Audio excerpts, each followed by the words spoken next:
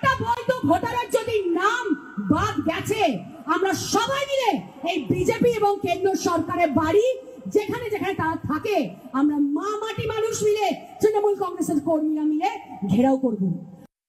দিদি, আপনাকে বিজয়ার শুভেচ্ছা জানাই, প্রণামও জানালাম। আপনারা নমস্য। দিদি, আপনি বলেছেন যে বৈধ ভোটারদের নাম কাটা গেলে আপনারা বিজেপির বাড়ি ঘেরাও করবেন। যদি আমার বাড়ি ঘেরাও করতে আসেন, আমিও আপনার সাথে ঘেরাওতে থাকবো যদি বৈধ ভোটারের নাম কাটা যায়।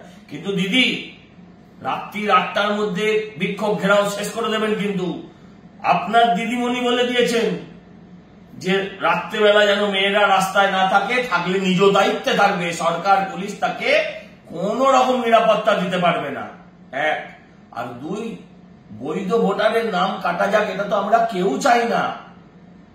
একটাও কাটা যাবে না, আপনি নিশ্চিত থাকুন। বিহারের দিকে তাকিয়ে দেখুন।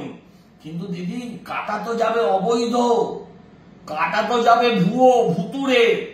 আর ওই মৃত ভোটার আপনাদের জন্য মৃত সঞ্জীবনী সুধা।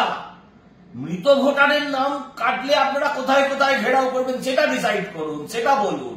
বৈধ ভোটারের নাম কাটলে আমরা যাব আপনার সাথে আন্দোলনে, কিন্তু মৃত ভোটারদের নাম কাটলে তৃণমূল তো মৃত হয়ে যাবে। দিদি, সেই ব্যাপারটা একটু ভাবনা চিন্তা করে একটা সঠিক পথের দিশা দেখে একটা আন্দোলন করুন।